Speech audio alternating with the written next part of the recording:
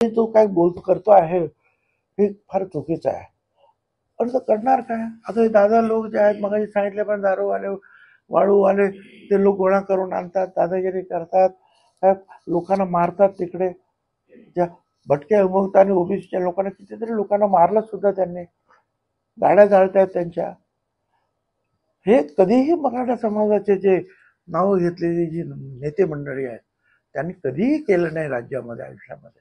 इथे पण तुमचा रोग नेमका कुणाकडे? तुम्ही म्हणतात गाड्या जाळतायत, राजकीय आरक्षणासाठी हे करतायत, दारूवाले त्यांच्या सोबत आहे, गृह खात्याचं अपयश असं म्हणावं, कारवाई होत नाही तर नाही. असं आहे ना, कारवाई आता आहे की यांची दादागिरी एवढी मोठी आहे की त्याच्या पुढे जर आम्ही एका तासामध्ये 2-2 GR बदलतो सरकार, त्याचा परिणाम खाली होतो अधिकाऱ्यांवर. तासामध्ये हे शब्द बदला का बदला आवडतं, काही विचार नाही, काही. त्याचा परिणाम जो आहे हा अधिकाऱ्यांवर होतो शेवटी. आणि म्हणून आम्ही त्या दिवशी सगळ्यांना सांगितलं सुद्धा, आज तुमचं सरकार आहे, मोठ्या चांगल्या संख्येनं तुम्ही, जी बाकीची मंडळी बोलली की मोठ्या संख्येने तुम्ही बसलेला आहात इथे. ओबीसी तुमचा DNA आहे, ओबीसी तुम्हाला मतदान चांगलं केलं. पण आता असं होत असेल तर पुढे अडचण होईल, याची काळजी आपण घ्यायला पाहिजे, सगळ्यांनी सांगितलं त्यांना. दुसरा प्रश्न आहे, 5वी भेट झाली संजय राऊत आणि उद्धव ठाकरे आणि राज ठाकरे यांची, आणि संजय राऊत म्हणतात की युती घट्ट होते. महापौर आता 5वी झाली, दिवाळीच्या वेळेला आणखीन एक होईल नक्कीच, निश्चितपणे.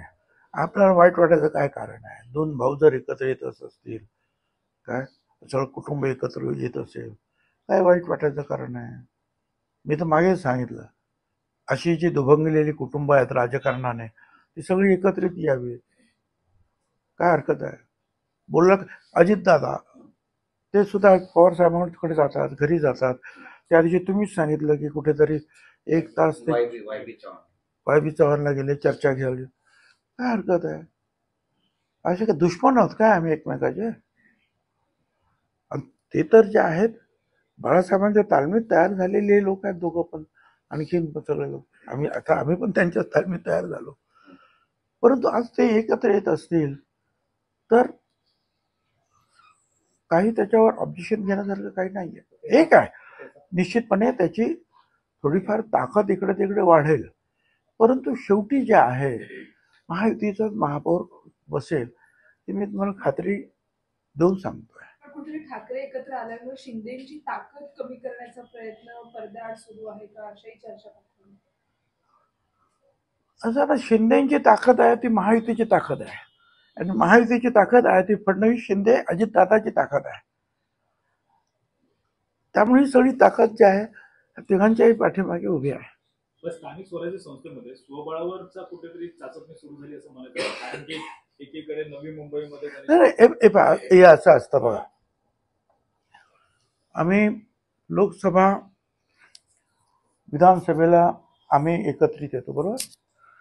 त्यावेळेला बाकीची कार्यकर्ते मंडळी असतात, त्यांना कुणाला तरी नगरसेवक व्हायचं आहे, कुणाला तरी जिल्हा परिषदेवर जायचं आहे, आणखीन कुठे जायचं आहे, ग्रामपंचायतीमध्ये कुठे जायचं आहे.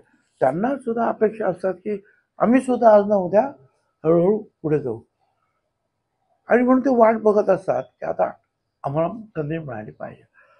आणि मग अशा वेळेला अनेक वेळेला काही ठिकाणी एकत्रित लढतात, काही ठिकाणी जे आहे मग आपापल्या पद्धतीने लढतात. किंबहुना आता सांगतातच आहेत ना खाली सगळे लोक, अनेक लोक सांगायला लागले, विरोधी पक्षातले सुद्धा, की आम्ही जे आहे त्या खालच्या लोकांना जे आहे अधिकार देणार आहोत की तुम्ही तुमच्या पद्धतीनं कोणाशी समझोता करायचा, कसे लढायचं ते तुम्ही ठरवा, हे आपण त्यांना स्वातंत्र्य देतो. तर सगळ्याच ठिकाणी युतीमध्ये लढाई होईल असं नाही. मग काही ठिकाणी त्याला मैत्रीपूर्ण अमुक असं नावं दिली जाणार आणि त्या लढाया होणार तशा. मग असं स्पष्ट म्हणायचं की स्वबळावरच खरं तर ह्या स्थानिक स्वराज्य. मी सांगितलं काही ठिकाणी तिकडे काय विरोधी पक्षात काय आणि इकडे काय. काही ठिकाणी ह्या ज्या आहेत वेगवेगळ्या काही ठिकाणी अशा मैत्रीपूर्ण लढाया होतील. ठीक आहे सर. गणपतीला पण मिळालं नाहीये आणि आता दिवाळीलाही मिळणार नाही अशी शक्यता व्यक्त होते. बरेच कयास लगावले जाते की सरकारला एकनाथ शिंदे यांची योजना आहे म्हणून ती बंद पाडायची राजकारण यामागे लपलंय का, असा पण प्रश्न उपस्थित केला जातो. नाही, खरं आहे की गणपतीला आणि दिवाळीला आम्ही तर प्रस्ताव पाठवला होता की दिवाळीसाठीचा सुद्धा आणि गणपती जे गणेशोत्सव येतात त्यावेळेला हे दोन्ही जे आहेत ह्या बाबतीमध्ये निर्णय घ्यावेत. म्हणजे मग हे सगळे जे आहे त्या टेंडर वगैरे अमकं तमकं नेमतेचे सगळे जे आहेत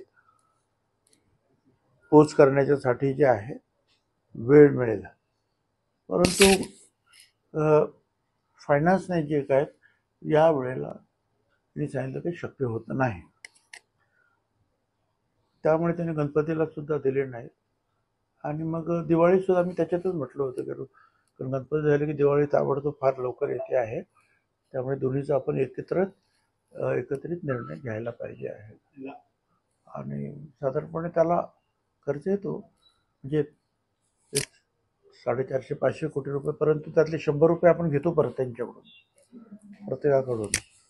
त्यामुळे 350 कोटी रुपयेपर्यंत एक आनंदाचा शिधा द्यायला कमी जास्त असा खर्च होतो. परंतु यावेळेला फायनान्सने ठरवलं की जरा या बाकीच्या सगळ्या गोष्टी पाहता अशक्य होणार नाही. लाडकी बहीण योजनेचा कुठेतरी तो निधी दिला जातो, त्याच्यामुळे याचा फटका बसतोय का या सगळ्या योजनेला प्रामुख्याने? मला स्वतःला असं वाटतंय, कारण लाडक्या बहिणीची योजना जी आहे आपल्याला 35-40 हजार कोटी रुपयावर काहीतरी ते जाते. आणि तेवढे पैसे जर आपल्याला काढायचे म्हटले तर सगळीकडेच या गोष्टीचा फटका बसतो. आता त्याच्यामध्ये तर आणखी आता राज्यामध्ये जो प्रचंड पाऊस, शेतीची जी हानी झालेली आहे त्याला सुद्धा मोठ्या प्रमाणावर जे आहेत निधी द्यावा लागणार आहे. त्यामुळे ह्या ज्या निधीची ओढाताण निश्चितपणे होत राहणार आहे. आणि म्हणून काही गोष्टी ज्या आहेत आपल्याला यावर्षी काही करता येणं शक्य नाही. ही योजनाच बंद होईल अशी एक चर्चा आहे. खरंच हे असं होऊ शकतं का आगामी काळामध्ये? मला काही कल्पना नाही. पुढच्या ज्या वेळेला एखादा जो काही कार्यक्रम येईल त्याला काय परिस्थिती असेल निधीची, फायनान्सची, ते आताच मी सांगू शकणार नाही. तुमच्या विभागाची खरं तर पूरग्रस्त भागासाठी तरी किमान पूरग्रस्त भागासाठी ज्या ठिकाणी शेतकऱ्यांना मोठा फटका बसलेला आहे अतिवृष्टीमुळे, किमान या भागातल्या लोकांसाठी तरी आनंदाच्या शिधा किंवा अशा प्रकारची किट आपल्या विभागामार्फत दिले जाणार आहे किंवा आता आम्ही आमच्या विभागामार्फत आमच्याकडे काय गहू आणि तांदूळ असतात ते आम्ही सुरुवातीला 10-10 किलो जे आहेत ते वाटप सुरू केलेलं आहे. त्याच्यावर सरकार आणखी मला वाटतं आमच्या 5-5 हजार रुपये जे अडचणी ज्यांच्या घरामध्ये पाणी गेले त्यांना देत आहेत. आणि बाकीचे पंचनामे वगैरे करून जे आहेत भारत सरकार आणि काही प्रमाणामध्ये पैसे भारत सरकार निश्चितपणे मदत करणार. आणि बाकीचे मग आपल्यालाच ते करावं लागेल आणि शेतकऱ्यांना अगोदर त्यांचे प्रश्न आपल्याला सोडवावे लागतील. भुजबळ साहेब, तुमचे अगोदरची शिवभोजन थाळी असेल, त्याच्यानंतर आता हे वाटप असेल, ह्या सगळ्या योजना कुठेतरी बंद होत चालत असं म्हणायचं का, हे घेतलेले निर्णय असेल? हे खरं आहे की शिवभोजन थाळीसाठी सुद्धा त्याच्या निधीसाठी आम्हाला फार म्हणजे प्रयत्न करावे लागतात. शिवभोजन थाळीचे सुद्धा वर्षाला 140 कोटी रुपये वर्षाला 2 लाख लोकांना प्रति दिवस जर जेवण दिलं तर तेवढे पैसे लागतात. परंतु आतापर्यंत जे आहेत फक्त 70 कोटी रुपये मंजूर झालेले आहेत. आणि त्यातल्या आता काही सगळेच पैसे काही मिळाले तसं काही मला काही वाटत नाही. आणि ही मंडळी जी आहे सगळे शिवभोजनवाले ही अतिशय गरीब मंडळी असतात. ही काही मोठ्या मोठ्या बिल्डर सारखे वर्षभर थांबला 2 वर्ष थांबला असं काही होत नाही. हातावरचं पोट असतं त्यांच्या, त्यामुळे त्यांच्या तक्रारी जास्त येत असतात या निधीच्या बाबतीमध्ये. तर आम्ही आमचं काम करत असतो, पैसे मागत असतो. विरोधकांचे पुढे काय करायचं आहे ते अजून काही स्पष्ट झालेलं नाही, पण त्याचा मंत्रिमंडळामध्ये निर्णय घ्यावा लागेल की हे काय करायचं. यावेळी योजनेचे पैसे अजूनही 2100 रुपये झाले नाही, दिले गेले नाही. आत्ताच ही अशी वेळ येते की योजना बंद करायची वेळ येते. मात्र जर हे पैसे वाढले पुढे तर मात्र सर्वच योजना बंद करण्याची वेळ देखील येऊ शकते का पूर्णपणे?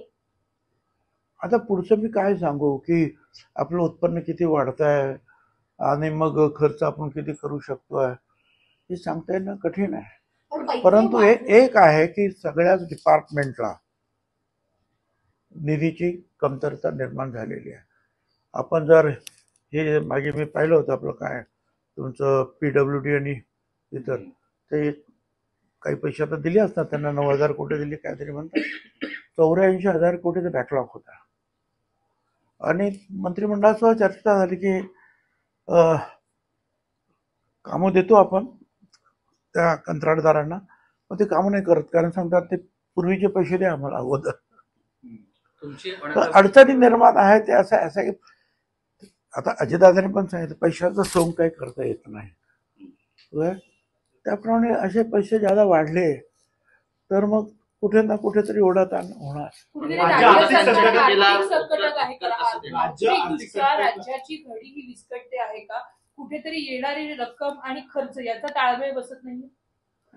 नाही, मी काय अर्थतज्ञ नसल्यामुळे मला ती आर्थिक घडी विस्कटते की नाही त्याच्यावर अधिक काही बोलणं जरा कठीण वाटतंय. रोहित पवारांनी टीका केली, म्हणतात निवडणुका सर्व मतदार मरो अशा पद्धतीचं वागणं सरकारचं आहे आणि जे महागड्या गाद्या वापरतात त्यांच्याकडे या आनंदाच्या शिधा योजनेसाठी पैसे नाहीत का अशी टीका केली. असं आहे, आनंदाच्या शिधासाठी पैसे नाहीत याच्यावर टीका करणं वेगळं, कारण विरोधी पक्ष नेत्यांचं ते काम आहे.